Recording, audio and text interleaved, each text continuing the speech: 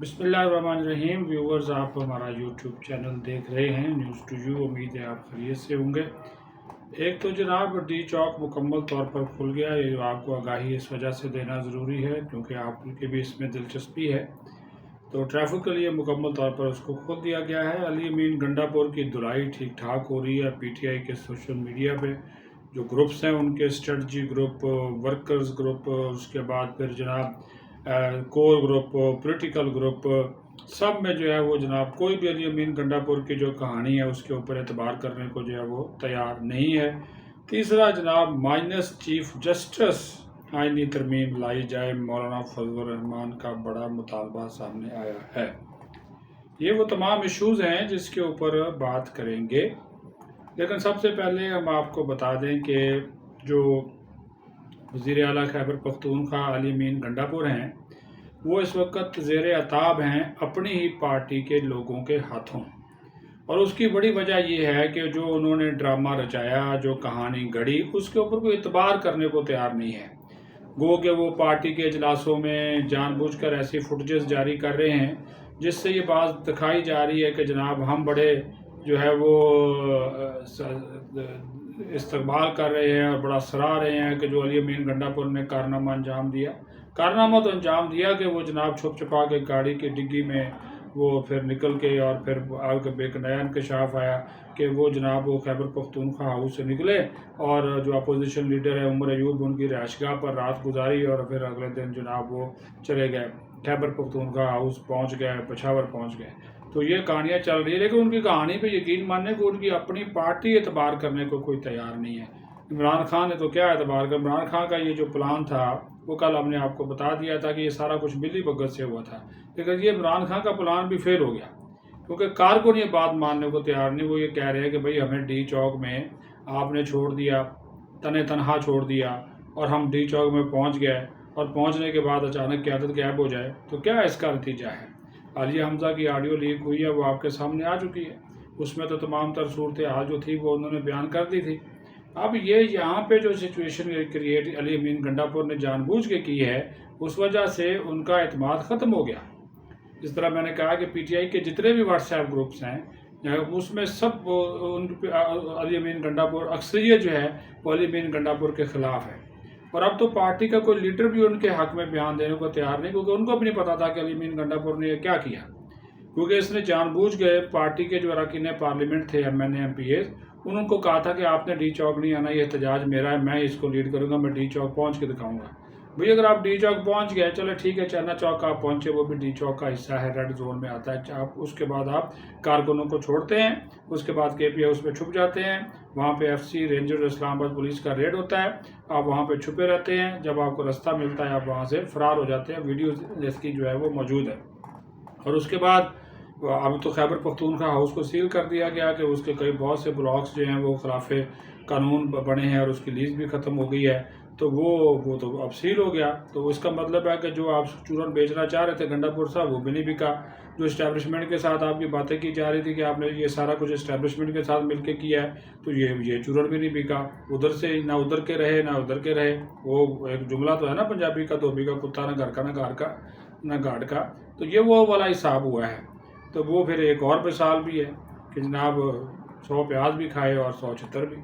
تو یہ اب کون سی مثال گنڈا پور صاحب کے لیے کہی جائے، لیکن ان کی پارٹی کے اندر انتہائی شد و مت کے ساتھ، انتہائی زبردست انداز میں جو ان کی لفظی دھلائی ہو رہی ہے، وہ جو گالم گلوچ کرتے ہیں نا، پی ٹی آئی کا یوتھیا بریگیڈ آپ کو پتہ ہے بڑا ماہر ہوتا ہے، تو وہ تو گالیاں پتہ نہیں کہاں سے ڈھونڈ کے لاتے ہیں، وہ ساری گنڈا پور کو پڑھ رہی ہیں، اور وہ کہہ رہے ہیں کہ یہ قیادت نے ہمارے ساتھ کیا کیا۔ اچھا، اس کا اور ایک بڑا ثبوت آ گیا کہ افغانی پکڑے گئے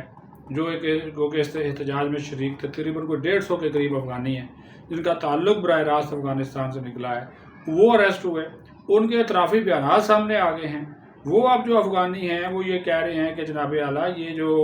ہمیں پشاور سے لایا گیا، ہم محنت مزدوری کرنے والے لوگ ہیں، یہ ہمیں پکڑ کے ادھر لے آئے، اور انہوں نے کہا کہ ہمیں جو دیہڑی انہوں نے دینی تھی 2000 روپے پہ لائے، کہ 2000 پر ڈے، یہ ہمیں دیہڑی پہ لے آئے۔ اچھا، اب انہوں نے کہا کہ ہم گرفتار ہو گئے، ہمیں 2 دن ادھر رکھا، اس کے بعد یہ قیادت غائب ہو گئی، نہ ہمیں کسی نے 2000 روپیہ دیا، احتجاج بھی ہم سے کروا لیا۔ گاڑیوں کی توڑ پھوڑ بھی کروا لی، سرکاری املاک پہ ہم سے حملہ بھی کروا لیا، اور اس کے بعد انہوں نے کہا کہ انہوں نے ہمیں ایک پیسہ بھی جو ہے وہ نہیں دیا۔ تو اس سے انہوں نے کہا کہ اب آپ وہ کیا کریں، تو وہ اب ان کو حوالات میں وہ بیچارے ان کو رونا رو رہے ہیں۔ تو یہ ایک اور مثال ہے کہ یہ جناب یہ سارا جو کھیل جو ڈرامہ رچایا گیا اس میں ان کو مکمل طور پر جو ہے وہ ناکامی ہوئی، اور ابھی یہ ایک چورن بیچا جا رہا ہے کہ میں نے سارا کو اچھا وہ بیرسٹر صاحب کہتا ہے یہ سارا حکمت عملی تھی۔ کیا حکمت عملی تھی؟ اس حکمت عملی میں آپ کامیاب نہیں ہوئے، ناکام ہو گئے۔ کیا حکمت عملی تھی بتائیں نا جی، کہ ان کا رپوش ہونا حکمت عملی تھی۔ کبھی وہ کچھ کہتے ہیں کبھی وہ کچھ کہتے ہیں، تو وہ رپوش ہونا اگر حکمت عملی تھی تو بتائیے اس حکمت عملی کا فائدہ کیا ہوا؟ تو یہ جو ڈرامے بازی ہے، یہ جو چورن آپ بیچنے کی کوشش کر رہے ہیں، یہ بکنے والا جو یہ چورن جو ہے نا وہ بکنے والا نہیں ہے۔ تو ایک میں آپ کو جو دوسری بڑی خبر ہے وہ میں آپ کو وہ بتا دیتا ہوں کہ کل جو ملاقات ہوئی ایوان صدر میں آل پارٹیز کانفرنس سے پہلے، صدر آصف زرداری، نواز شریف، شہباز شریف، مولانا فضل الرحمان، اسحاق ڈار، بلاول بھٹو زرداری، چیئرمین سینٹ یوسف رضا گیلانی، ان سب کی جو ملاقات ہوئی، اس ملاقات میں مجوزہ جو آئینی ترمیم ہے اس کے اوپر بات ہوئی ہے، اور مولانا اس کے اوپر مشروط طور پر رضامند ہو گئے ہیں۔ یہ بھی آپ کو بتا دوں، اجلاس جو ہے اب پارلیمنٹ کا، دونوں ایوانوں کے پارلیمنٹ سینٹ اور قومی اسمبلی کا، وہ لگ رہا ہے کہ وہ یہ جو شنگھائی تعاون تنظیم کا جو سربراہی اجلاس ہو رہا ہے 15 اور 16 اکتوبر کو، اس کے بعد ہی ہوگا، کیونکہ ابھی وقت کم ہے، ممبران بھی ان کے باہر ہیں، تو وہ اجلاس اب لگ رہا ہے کہ وہ اگلے ہفتے ہی ہوگا۔ اور مولانا صاحب نے یہ کہا ہے کہ میں نے اپنا 80% جو مسودہ ہے وہ تیار کر لیا ہے، 2-3 دنوں میں جو ہمارا مسودہ ہے وہ ہم آپ کے ساتھ شیئر کر لیں گے، جبکہ پیپلز پارٹی اور نون لیگ نے بھی اپنی ایک آئینی اور قانونی کمیٹی بنائی ہے، وہ پھر مولانا کے مسودے کا جائزہ لے گی، اور مولانا کی جو ٹیم ہے وہ پھر نون لیگ اور پیپلز پارٹی کا جو مسودہ ہے اس کا جائزہ لے گی۔ لیکن مولانا نے ہمارے ذرائع کے مطابق یہ کہا ہے کہ آپ نے جو بھی آئینی ترمیم کرنی ہے مائنس موجودہ چیف جسٹس کرنی ہے، یعنی کہ مائنس قاضی فائز عیسیٰ۔ انہوں نے کہا کہ اس کا ٹائم ویسے ہی کم رہ گیا ہے، تو اس کو ایکسٹینشن دینا یا اس کو آئینی عدالت کا جج بنانا، اس معاملے کو ایک طرف رکھ دیں، آئینی عدالت آپ قائم کر لیں، لیکن اس کے لیے یہ نہ کریں کہ یہ چیف جسٹس صاحب جو ہیں وہ اس کے قاضی فائز عیسیٰ ہی ہوں گے۔ یہ انہوں نے کہا کہ اس سے آپ کی سبکی ہوگی۔ تو یہ انہوں نے کہا کہ جو کافی کام ہم نے جو ہے وہ کیا ہوا ہے اپنے آئینی ترامیم کے مسودے کے اوپر، کافی کام ہم نے کیا ہوا ہے، لیکن ہم چاہ رہے ہیں کہ حکومت بھی اپنا مسودہ جو ہے وہ سامنے لے کر آئے، اور اس کے بعد جو ہے وہ صورتحال جو ہے وہ کلیئر ہو، اور پھر ہم آپ کے ساتھ، لیکن مشروط طور پر مولانا جو ہے وہ اس ترمیم کے آئینی عدالت کی حد تک، باقی ترامیم نہیں، یہ ایک پورا پیکج ہے، باقی کے اوپر ان کے تحفظات ہیں، ججز کی تقرری کے حوالے سے یا آئینی کچھ اور معاملات ہیں اس کے حوالے سے، وہ اس کے اوپر ابھی بات نہیں کر رہے۔ یہ صرف آئینی عدالت کے قیام، یہ مرحلہ وار، یہ ویسے بھی حکومت جو ہے نا یہ مرحلہ وار یہ چیزیں لے کر آئے گی، یکدم یہ چیزیں لے کر نہیں آئے گی، تو وہ مرحلہ وار جو چیزیں جو لائی جائیں گی پارلیمنٹ کے دونوں ایوانوں سے 2/3 اکثریت سے پاس کروانی ہے۔ ویسے تو حکومت کی پوری کوشش ہے کہ ہم مولانا کو ساتھ لے کر پاس کرائیں، لیکن ساتھ ہی ساتھ پھر گورنمنٹ اپنی بھی کوشش کر رہی ہے کہ پی ٹی آئی کے اندر سے لوگ جو ہے وہ توڑے جائیں۔ 6 لوگ آلریڈی حکومت کو اپنی یقین دہانی حمایت کی کرا چکے ہیں پی ٹی آئی کے، اور 6 مزید وہ کروانے کے لیے تیار ہے، تو پھر ووٹ جو ہیں وہ پورے ہو جائیں گے، کچھ 214 ہیں، تو اگر 6 پہلے موجود اور 218 اور 6 ان کو مل جائیں تو وہ اچھا خاصا جو فگر جو ہے وہ 224 کا 25-26 کا وہ بن جائے گا۔ 224 ان کو جو ہے وہ چاہیے، 214 اس وقت ان کے پاس ہیں، تو 4 اراکین کم ہے، مولانا کے 8 اراکین ہیں۔ میں بار بار اس وجہ سے آپ کو بتا رہا ہوں تاکہ آپ کی بھی یادداشت جو ہے وہ تازہ رہے کہ جو 224 قومی اسمبلی میں چاہیے 2/3 اکثریت کے لیے، اور سینٹ میں الگ 2/3 اکثریت کے لیے، وہاں دونوں ایوانوں کی یہ آئینی ترمیم پارلیمنٹ کے مشترکہ اجلاس میں پاس نہیں ہوتی، یہ بھی میں کلیئر کر دوں۔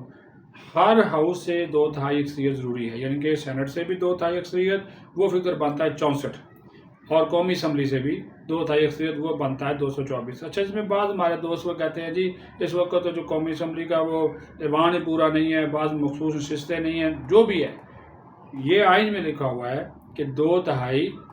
ایوان کی ٹوٹل سٹرینتھ کا، ایوان کی ٹوٹل سٹرینتھ ہے 336 اراکین، سینٹ کی ہے 96، تو اس وجہ سے یہ آئین کے مطابق 2/3 اکثریت آپ نے موجودہ اراکین کی نہیں لینی، یہ 2/3 اکثریت آپ نے پارلیمنٹ کی جو قومی اسمبلی کی سٹرینتھ ہے، اصل تعداد ہے ممبران کی، وہ ہے 336، اس کا 2/3 بنا 224، ٹھیک ہے، سینٹ کی ہے 96، اس کا 2/3 بنا 64، یعنی کہ موجودہ تعداد کا 2/3 نہیں، اصل اسٹرینتھ کا 2/3، اور یہ پارلیمنٹ کے مشترکہ اجلاس میں ترمیم پاس نہیں ہوتی، یہ دونوں ہاؤسز سے الگ الگ پاس ہونا 2/3 اکثریت سے لازمی ہے۔ تو مولانا نے جناب کل جو ہے وہ اپنے تحفظات الیکشن کے اوپر اور باقی چیزوں کے اوپر ظاہر کیے ہیں، تو زرداری اور نواز شریف نے یہ کہا کہ مولانا صاحب ہم آپ کو کہیں نہیں جانے دیں گے، پہلے بھی آپ ہمارے ساتھ تھے، اب بھی ہم آپ کو ساتھ رکھیں گے، آپ کے تحفظات بھی دور کریں گے، لیکن ہم آپ کو اپنے آپ سے دور نہیں کریں گے۔